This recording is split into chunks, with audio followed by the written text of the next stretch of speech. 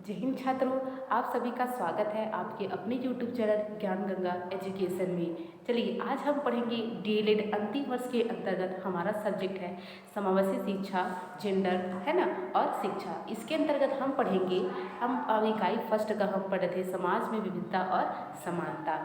देखिए मैंने आपको बताया था है ना कि हमारा ये जो भारत देश है वो क्या है, विविधताओं वाला देश है। यहाँ क्या है, अनेक जाति धर्म संप्रदाय के लोग क्या करते हैं, निवास करते हैं, है ना। और उनकी जो संस्कृति है ना, संस्कृति रहन सहन खान पान, इन सभी में हमें क्या देखने को मिलती है, उसमें हमें अलग अलग तरह के जो विविधताएं हैं वो देखने को मिलते हैं। हमें कई व्यक्ति ऐसे रहते हैं, क्या करते हैं, उनकी जो संस्कृति है वो हमसे बिल्कुल अलग होती है। मतलब कि एक हिंदू हो गए, मुस्लिम हो गए, सिख हो गए, ईसाई हो गए, तो इन जो सब जो अलग अलग जो जातियाँ हैं ना वो क्या करते हैं, अपने अपने धर्म के अकॉर्डिंग क्या करते हैं, अपने कार्य का वो निर्वहन वो करते हैं। और उनमें क्या है, हमारा जो देश है ना वो अलग अलग जाति धर्म संप्रदाय के लोग रहते हुए क्या है, हमें उनमें समानता देखने को मिलती है ना।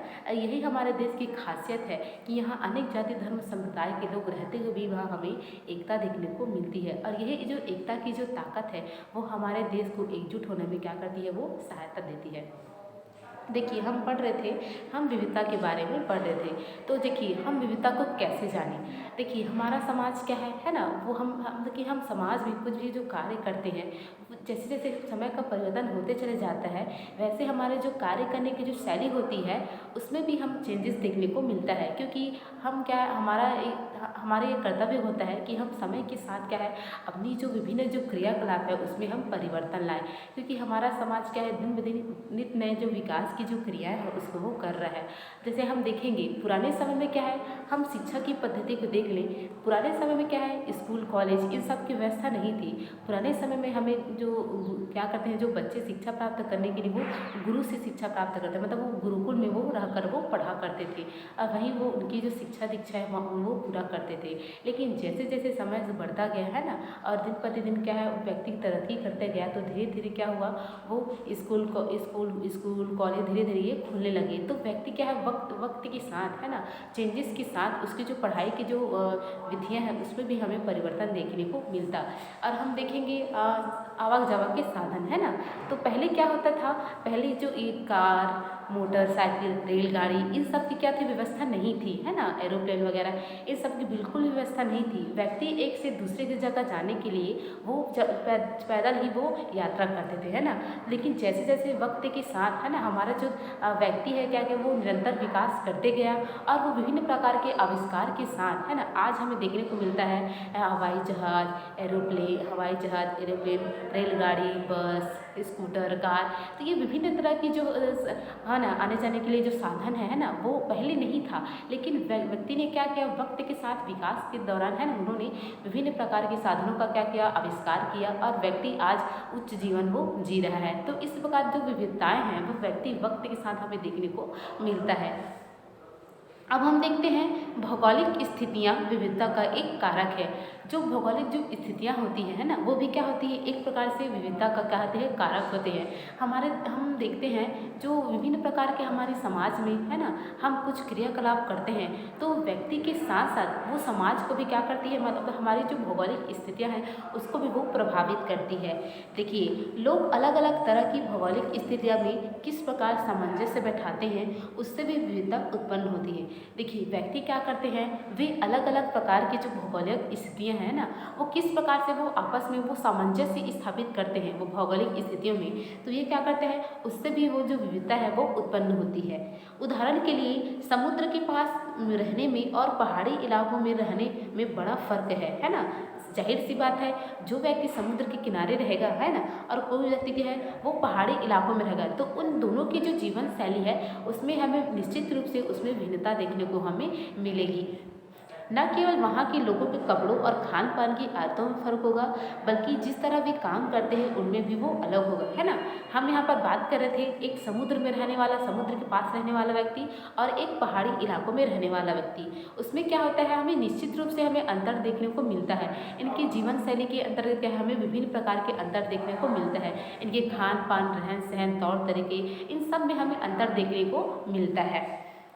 शहरों में लोग अक्सर यह भूल जाते हैं कि उनका जीवन भौतिक वातावरण से किस तरह गहराई से जुड़ा हुआ है। देखिए, जो शहर के जो लोग होते हैं उनका जो रहन सहन है वो गांव से बिल्कुल विपरीत होता है ना। वो क्या करते हैं, विभिन्न तरह के उनके जो जीवन शैली होता है उनमें जो आधुनिक जो वस्तुएं हैं उनका इस्तेमाल को ज़्यादा करते हैं। और जो गाँव के लोग होते हैं उनका जो जीवन होता है वो सादा और सरल होता है। वो विभिन्न प्रकार के जो आधुनिक संसाधन है उससे वो परिचित भी नहीं होते हैं। लेकिन शहर के व्यक्ति वो ना क्या बोलते हैं, विभिन्न प्रकार के जो आधुनिक संसाधन है इसके द्वारा अपने जीवन को पूर्ण रूप से उन्हीं के अकॉर्डिंग वो छोड़ देते हैं और उन्हीं के आधार पर उनका जो जीवन शैली है वो चलता है। ऐसा इसलिए है कि शहर के लोग जो विरले ही अपनी सब्जियां अनाज उगाते हैं, वे इन चीज़ों के लिए बाजार पर भी निर्भर रहते हैं, है ना। जो हम समाज में आज हम देखने को मिल रहा है कि जो हमारा जैसे जैसे समाज है वो विकास करते जा रहे हैं, उसके तहत हमें देखने को मिलता है कि व्यक्ति क्या करता है, विभिन्न माध्यम से क्या करता है, वो आधुनिक रूप से वो मशीनों को इस्तेमाल करके वो खेती में उसका यूज़ करता है। और उसमें क्या होता है, व्यक्ति विभिन्न प्रकार के हमें देखने को मिला केमिकल दवाइयाँ हैं, है ना, वो खेती में भी इस्तेमाल करता है। और इससे क्या हो, उनके जो उत्पादन है वो भी बढ़ने को मिलता है। लेकिन उस रासायनिक दवाइयों के चलते है ना, व्यक्ति को विभिन्न प्रकार की बीमारियों से भी क्या बढ़ता है, वो उनका सामना उन्हें करना पड़ता है। तो हम निश्चित रूप से कह सकते हैं कि जैसे जैसे व्यक्ति ने विकास की सीढ़ियाँ तो प्राप्त की, लेकिन क्या है, उन चीज़ों से है ना हमारे समाज को बहुत ही क्षति का भी सामना हमें करना पड़ता है।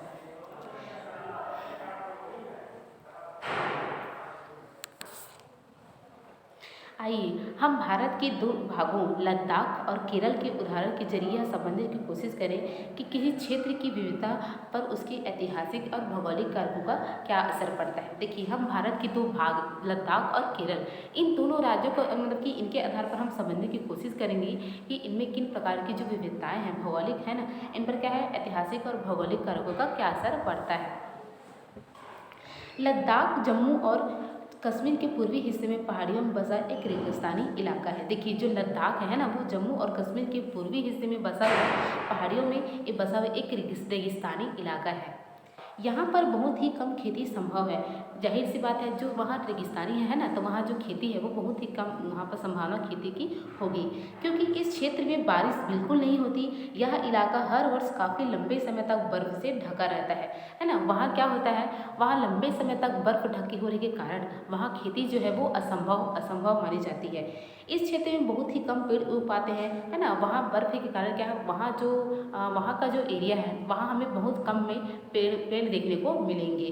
पीने के पानी के लिए लोग गर्मी के महीनों में पिघलने वाली बर्फ पर ही निर्भर रहते हैं। देखिए, वहाँ क्या होता है, व्यक्ति पीने के लिए वहाँ उनको साधन भी नहीं होता है ना, तो वो क्या करते हैं, वहाँ साल भर बर्फ जमी रहती है, तो उसी बर्फ के पिघलने पर उसी बर्फ को वो पीते हैं।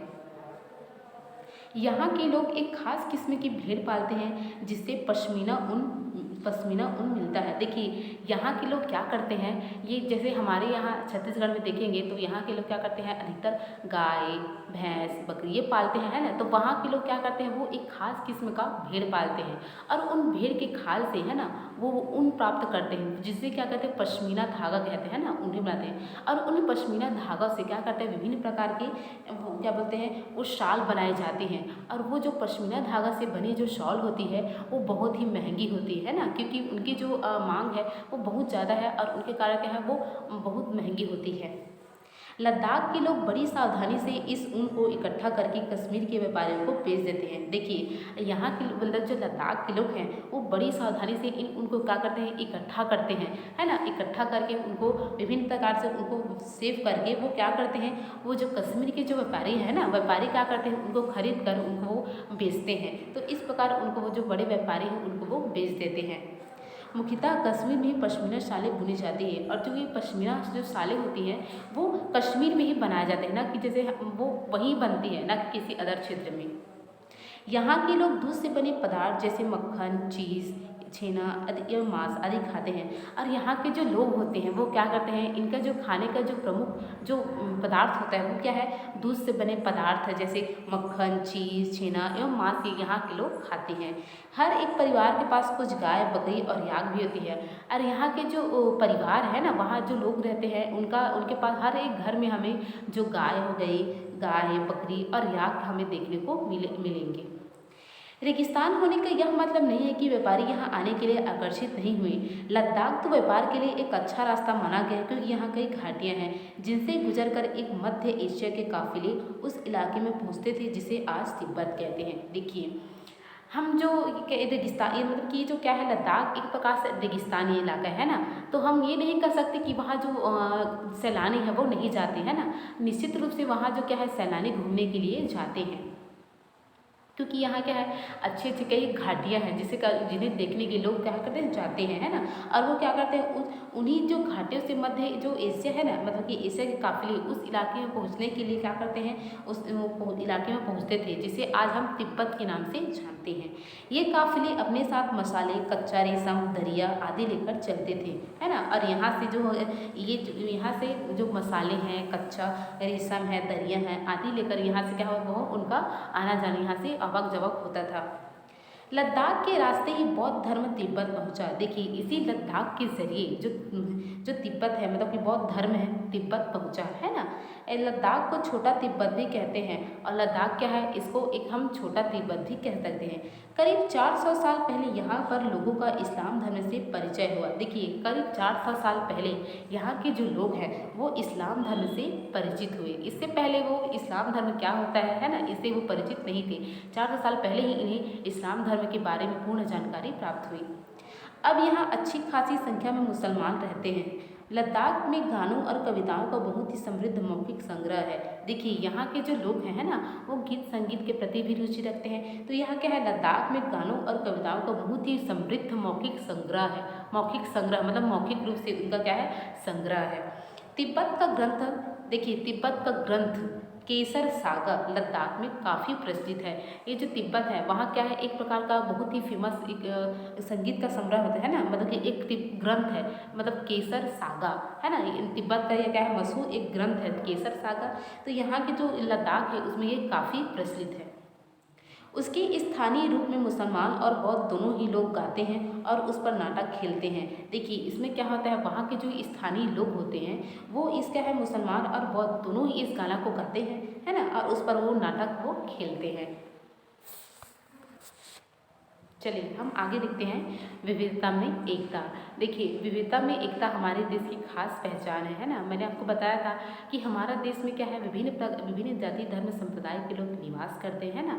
उनकी जो संस्कृति है, रहन सहन, खान पान, इन सभी में क्या होती है, अंतर हमें देखने को मिलता है।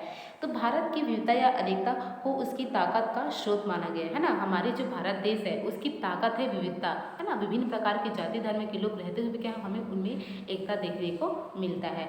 जब अंग्रेजों का भारत पर राज था तो विभिन्न धर्म, भाषा और क्षेत्र की महिलाओं और पुरुषों ने अंग्रेजों के खिलाफ मिलकर लड़ाई लड़ी थी, है ना। जब हमारे देश में अंग्रेजों के क्या था, अंग्रेज यहाँ पर कब्जा जमा लेते तो उस टाइम पर क्या है, पुरुषों के साथ महिलाओं ने भी अपनी जो भागीदारी है वो दिखाई और हमारे भारत देश को आज़ाद करने के लिए उन्होंने अपना क्या है, खून पसीना एक करके उन्होंने मेहनत किया और विभिन्न प्रकार के जो अंग्रेज हैं उनको यहाँ से हटाने के लिए अपना विभिन्न योगदान उन्होंने दिया। भारत के स्वतंत्रता संग्राम में अलग अलग परिवेशों से लोग शामिल थे। और देखिए, जो भारत हमारे जो स्वतंत्रता संग्राम है ना, उसमें क्या है, विभिन्न जाति धर्म संप्रदाय के लोग शामिल थे। कि ऐसा नहीं कि सिर्फ हिंदू ही शामिल था, उसमें मुस्लिम, सिख, ईसाई सभी लोग क्या है वो शामिल थे हमारे देश को आज़ाद कराने के लिए, है ना। क्योंकि भारत क्या विविधता वाला देश है, तो सभी लोग क्या है मिलकर हमारे देश को आज़ाद करने के लिए अपना अहम योगदान उन्होंने दिया। उन्होंने एकजुट होकर आंदोलन किया, इकट्ठे जेल गए, है ना। उन्होंने एक साथ आंदोलन किए और साथ ही साथ वो क्या किया, उन्होंने अपने आंदोलन के दौरान जेल भी वो गए। और अंग्रेजों ने सोचा था कि भारत के लोग में फूट डाल सकते हैं क्योंकि उनमें काफ़ी विविधताएं हैं और इस तरह उनका राज चलता रहेगा, है ना। अंग्रेज क्या सोचते थे कि यहाँ क्या भारत में क्या है, विभिन्न जाति धर्म संप्रदाय के लोग रहते हैं ना, तो हम उनमें फूट डालकर हम अपना राज करेंगे। तो ये उनका जो षड्यंत्र था वो सफल नहीं हो पाया और वो भारत पर राज क्या कर सके, वो उनकी जो षड्यंत्र है वो पूरी नहीं हो सकी। मगर लोगों ने दिखला दिया कि वे एक दूसरे से चाहे कितने भी भिन्न हों, अंग्रेजों के खिलाफ लड़ी जाने वाली लड़ाई में वो सब एक है ना। अंग्रेज सोचते थे कि यहाँ के लोग क्या है अलग अलग मतलब कि जाति धर्म संप्रदाय के हैं, तो हम उनमें फूट डालेंगे और वो एक दूसरे से ही लड़कर वो मर जाएंगे। लेकिन ये जो उनका षड्यंत्र है वो सफल नहीं हुआ, है ना। लोग क्या है विविधता होने के बावजूद वो अंग्रेज को हमारे देश से भगाने के लिए वो एकजुट होकर वो एक साथ उन्होंने स्वतंत्रता संग्राम की जो लड़ाई है वो लड़ी और अंग्रेजों के यहाँ से भगाने के लिए उन्होंने आंदोलन को चलाया। यह गीत जलियांवाला बाग हत्याकांड के बाद अमृतसर में गाया था, है ना। देखिए जो जलियांवाला बाग कांड हुआ है ना उस पर एक प्रसिद्ध गीत है ना, उसको हम बताएंगे। चलिए हम जलियांवाला बाग कांड के आधारित एक जो गीत है ना उसको हम दोहराते हैं। कविता गीत। दिन खून के हमारे प्यारे न भूल जाना, दिन खून के प्यारे हमारे न भूल जाना, खुशियों में अपनी हम आंसू बहा के जाना। सयाद ने हमारे चुन चुन के फूल तोड़े, वीरान इस चमन में कोई गुल खिला के जाना, दिन खून के हमारे प्यारे न भूल जाना। देखिए इतनी सुंदर ये जो गीत की जो कविता है ना वो जलियांवाले बाग कांड पर ये जो गीत है वो बनाए गए थे। यहाँ पर क्या है, दिन खून के प्यारे हमारे न भूल जाना, है ना। हम जिस दिन के आगे हम खून से होली खेले, मतलब हम अंग्रेजों को भगाने के लिए, है ना, अपना आंदोलन चलाए, तो उसमें जो लाखों लोगों के जो खून बहे है ना, तो वो दिन प्यारे तुम ना भूल जाना। खुशियों में अपनी हम आंसू बहा के जाना, है ना। हमारे जो खुशियाँ हैं ना उसमें क्या है, हम अपने आंसू बहा के जाना। सयाद ने हमारे चुन चुन के फूल तोड़े हैं, वीरान इस चमन में कोई गुल के खिला के जाना, दिन खून के प्यारे हमारे न भूल जाना। गोली खा के सोए जलियांवाले बाग में हम, सूनी पड़ी कब्र पर दिया जला के जाना, दिन खून के हमारे प्यारे न भूल जाना। देखिए जब जलियांवाला बाग कांड हुआ है ना तो उसमें क्या है, वहाँ विभिन्न जो हमारे लोग हैं वो आंदोलन कर रहे थे। अब उन्होंने जो अंग्रेज हैं वो विभिन्न हमारे जो लोगों हैं उन पर वो विभिन्न रूप से क्या है वो उन्हें गोली चलाए, है ना, उस पर वो गोली चलाए। तो इस वो क्या है वहाँ पर वो क्या है गोली लगने की बाद क्या है वो वहाँ पर खून से पूरा लथपथ हो गए। अब हम जलियांवाला बाग में है ना सुनी पड़ी कब्र, मतलब कि वहाँ है क्या है जो विभिन्न आंदोलनकारी थे, है ना, हमारे देश को आज़ाद करने वाले जो आंदोलनकारी थे वो उनका वहाँ पर कब्र है। तो वहाँ दिया जला के जाना, दिन खून के प्यारे हमारे न भूल जाना। हिंदू और मुस्लिम की होती है आज होली, बहते हैं एक रंग में दामन भिगो के जाना, दिन खून के हमारे प्यारे न भूल जाना। देखिए जब हमारे देश को आज़ाद करने के लिए सिर्फ हिंदू ही शामिल नहीं था, है ना, उसमें हमें हिंदू मुस्लिम सिख ईसाई ये सारे जो धर्म के लोग हैं ना वो शामिल हुए। तो यहाँ पर हम ये जो गीत है वो उसका लाइन है कि हिंदू और मुस्लिम की होती है आज होली, बहते एक रंग में दामन भिगो के जाना, दिन खून के हमारे प्यारे न भूल जाना, है ना। देखिए हमारे देश को आज़ाद करने के लिए, है ना, अपना जो योगदान है वो हिंदू मुस्लिम सिख ईसाई जो विभिन्न जाति धर्म के जो लोग हैं उन्होंने अपना योगदान दिया। और जब वहाँ पर क्या हुआ, हिंदू और मुस्लिमों की होती है आज होली, बहते हैं एक रंग में दामन भिगो के जाना, दिन खून के हमारे प्यारे न भूल जाना। और उस आज़ाद दिलाने में क्या है, उसमें जो अंग्रेज मतलब कि जो हिंदू मुस्लिम सिख ईसाई सारे के सारे जो लोग हैं उनके सबके खून बहे, है ना। तो वहाँ पर हम खून में अंतर नहीं कर सकते, वो सारे एक है ना, उनमें एकता की जो भावना है वो कूट कूट कर हमें देखने को मिलती है। और कुछ जेल में पड़े हैं सब कुछ कब्र में गड़े हैं, दो बूंद आंसू उन पर प्यारे बहा के जाना, दिन खून के हमारे प्यारे न भूल जाना। देखिए उस समय क्या है, उस आंदोलन को पूरा करने के लिए हमारे जो आंदोलनकारी हैं ना उन्होंने क्या किया, अपने खून बहाए।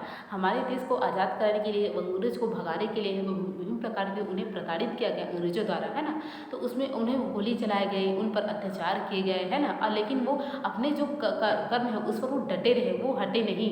तो वहाँ पर है कुछ जेल में पड़े हैं, उन्होंने क्या किया, अंग्रेजों ने कुछ लोगों को उन्होंने जेल में डाला था और कुछ को मार कर उनके कब्र बना दी गई थी, दो बूंद आंसू उन पर प्यारे बहा के जाना। तो ये जो कविता है वो जो गीत है वो यहाँ पर कहा जा रहा है कि जो दो बूंद आंसू उन पर प्यारे बहा के जाना, दिन खून के प्यारे हमारे न भूल जाना। तो इस प्रकार ये सुंदर सी जो गीत है ना वो जलियांवाला बाग कांड के ऊपर ये जो गीत है उसको बनाया गया है। ये बहुत ही सुंदर एक गीत है। स्वतंत्रता संग्राम के दौरान उभरे गीत और चिन्ह विविधता के प्रति हमारा विश्वास बनाए रखते हैं, है ना। ये जो ऐसे इस प्रकार के जो गीत हैं उस समय बहुत जो मतलब प्रचलित हुए, है ना। और ये जो गीत हैं वो हमारे विविधता के प्रति हमारे विश्वास को क्या है वो बनाए रखते हैं।